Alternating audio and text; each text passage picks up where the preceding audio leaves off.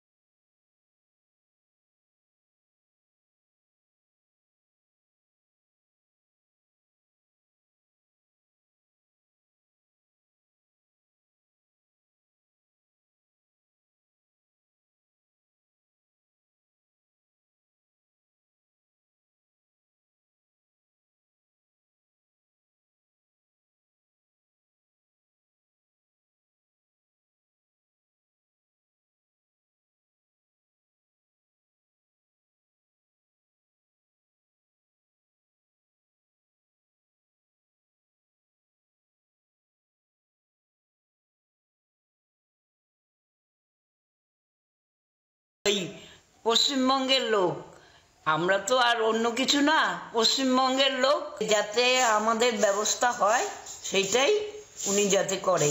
BDO সাহেব যদি একটু করে টোরে দিতেন কিংবা নির্বাচন কমিশনার যদি এটা নিয়ে চিন্তা ভাবনা করতেন তাহলে বোধহয় আমি একটু উপকার পেতাম। যিনি ওখানকার কেয়ারটেকার, আমরা তাকে অনুরোধ করেছি এবং এক প্রকার নির্দেশও দিয়েছি যে হচ্ছে তাদেরকে যাতে একটিবার তাদের ওখানকার কনস্টিটিউয়েন্সিতে গিয়ে তারা তাদের বিএলও থেকে যাতে এনুমারেশন ফর্মটা নিয়ে ফিল আপ করে তারা যাতে জমা করে দেন, যাতে তারা এসআইআর এই যাত্রাটা উত্তীর্ণ হতে পারেন। এভাবে এসআইআর আবহে রানাঘাটের পূর্ণনগর বৃদ্ধাশ্রমে উল্টো ছবিও দেখা গিয়েছিল। নিজেদের ফর্ম ভরতে বৃদ্ধাশ্রমে অভিভাবকদের কাছে ছুটতে বাধ্য হয়েছিল সন্তানরা। বেতাইয়ের এই বৃদ্ধ মানুষগুলোর কাছে এখনো কেউ আসেনি। শেষ বয়সে কি দেশের নাগরিকত্বটাও হারাতে হবে? এই প্রশ্ন নিয়েই রাতে ঘুমোতে যান এরা। অনুপ কুমার দাসের রিপোর্ট, জি24 ঘন্টা। বাংলার আওয়াজ, বাঙালির আবেগ, জি24 ঘন্টা।